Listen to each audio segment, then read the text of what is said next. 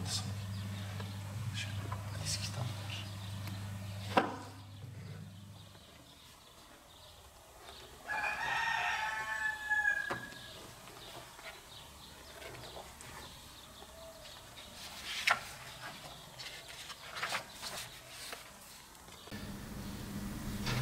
Allah'a hamdolsun, bu sene de ümmet olarak Ramazan ayına eriştik ve Ramazan'ın sonlarına doğru geldik. Ve inşallah önümüzdeki pazartesi Salı'ya bağlayan gecede inşallah Kadir Gecesi'ne mülaki olacağız.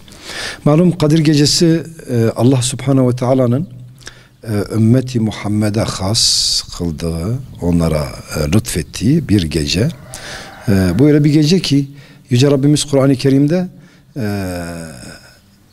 İnna enzelnahu fi leyletil kadr ve ma edrake ma leyletil kadr diye başlıyor. Biz şüphesiz ki bu Kur'an'ı Kadir Gecesi'nde indirdik. Kadir Gecesi'nin faziletinin ne olduğunu bilir misin? Ya da Kadir Gecesi'nin ne olduğunu bilir misin? Kadir Gecesi hayrun min elfi şahr. Kadir Gecesi 1000 aydan hayırlıdır buyurmuş. Ama Allah-u Teala Kur'an-ı Kerim'de bu şekilde zikretmiş. Yine Resul-i Ekrem Efendimiz sallallahu aleyhi ve sellem men kâme leyletel kadri imanen ve ihtisaben gufira lehu ma taqaddama min zenbihi.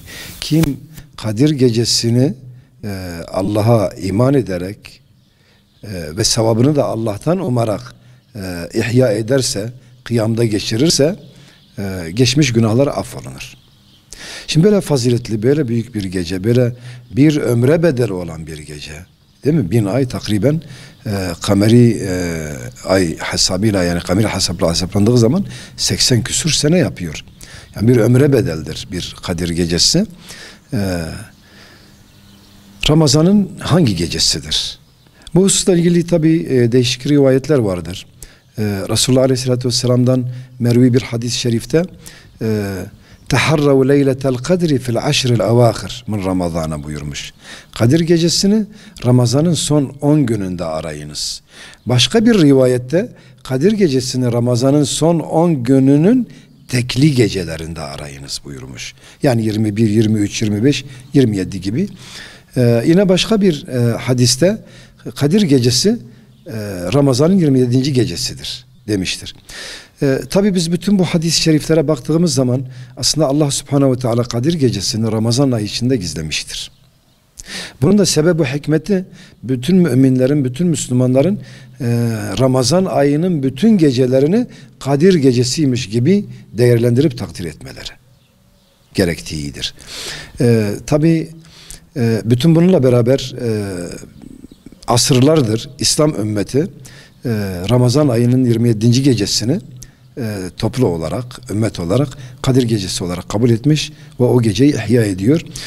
Bunun dışında yine birçok Müslüman İslam aleminde Ramazan'ın son 10 gününü Kadir Gecesi'ne mülaki olabilmek için mescitlerde, günde 5 vakit namaz kılınan camilerde, mescitlerde itikafa girerek geçirirler. Ve dolayısıyla mutlaka o gecelerden birinde eğer Kadir Gecesi ise Kadir Gecesi'ne mülaki olurlar.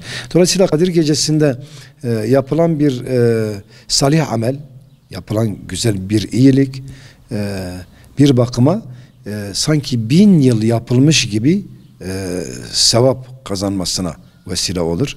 Dolayısıyla bu Kadir Gecesi'nin kıymetini bilelim. Şunu demek istiyorum. Kadir Gecesi'ni nasıl geçirelim? Ne yapalım? Kadir Gecesi tabi gün batımından sonra iftar açılır ve ondan sonra Kadir süresinde zikredildiği gibi selamun hiye hatta matla'al fecr, şafak sökünceye kadar, tan yeri ağarıncaya kadar, yani fecre kadar selamettir, sükunettir, huzurdur, kurtuluştur.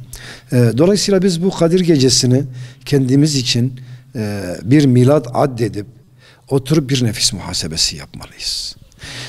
Geçmiş ömrümüzde şayet eğer günah işlemişsek, ki mutlaka işlemişizdir, her insan günah işler, o işlediğimiz günahları itiraf edip, hatırlayıp, o günahlar üzerinde nedamet duyup, yani pişmanlık duyup tövbe ve istiğfar etmeliyiz. Yani özellikle bu geceye tövbe ve istiğfarla girmeliyiz. Yani Allah'tan af ve mağfiretimizi dilemeliyiz. Bağışlanmamızı dilemeliyiz. Ve akabinde bol bol Kur'an okumalıyız. Kur'an tilavet etmeliyiz.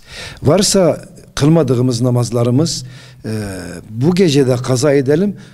Umulur ki Allahu Teala bu gecenin hürmetine o kılmadığımız namazlarımızı kılmış gibi bizden kabul buyurur. Çünkü hangi namazlar kaza edilir? Unutarak ya da uykuda kalarak geçirdiğin namazlar kaza edilir. Amden, yani böyle hani keyfi muamele terk ettiğin namazların kazası olur mu olmaz mı?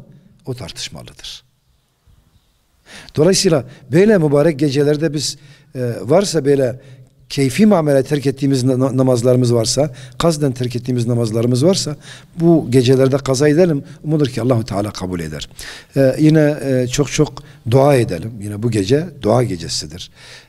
Dilimiz, kalbimiz zikirle meşgul olsun. Allahu Teala'yı zikredelim. Yani ayet-i kerimede buyurulduğu gibi ayakta, oturarak, uzanarak Allahu Teala'yı hep zikredelim. Salavat-ı şerife okuyalım.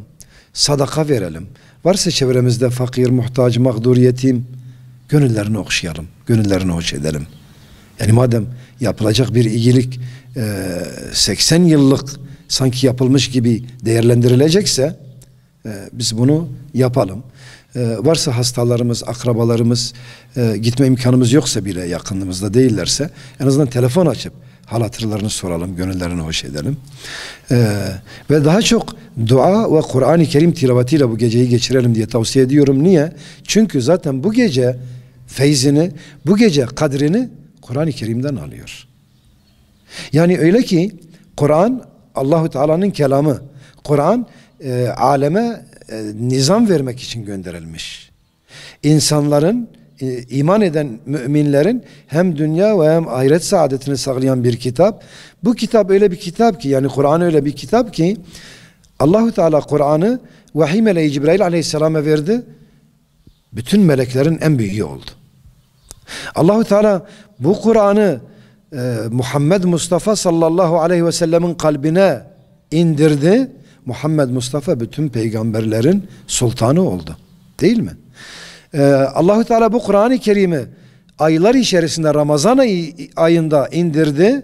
Ramazan ayı 11 ayın sultanı oldu. Kur'an-ı Kerim Kadir gecesinde nazil oldu. Kadir gecesi hayrun min elfi şehr oldu. 1000 aydan daha hayırlı oldu. Kur'an-ı Kerim Hazreti Muhammed Mustafa sallallahu aleyhi ve selleme iman eden ümmetine indi. Allahu Teala bu ümmeti kuntum hayra ummetin uhricet linnas. Siz insanlık için çıkarılmış en hayırlı ümmetsiniz buyurdu. Bu Kur'an bu ümmeti en hayırlı ümmet kıldı. Dolayısıyla biz eğer dünyada da hayırlı olmak istiyorsak, ahirette de hayırlı olmak istiyorsak Kur'an'ı okumalıyız, Kur'an'ı anlamalıyız, Kur'an'ı hayatımıza tatbik etmeliyiz. Kur'an şifadır, Kur'an zikirdir, Kur'an okumak duadır, Kur'an okumak ibadettir. Kur'an'la amel etmek farzdır.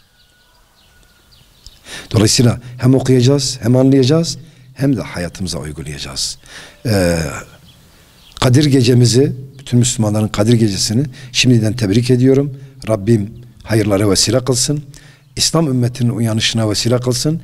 Ve İslam ümmetinden dünyanın dört bir tarafında ezilen, horlanan, itilen, kakılan, zulüm gören Müslümanların da acılarının dinmesine vesile olmasını Yüce Allah'tan niyaz ediyorum.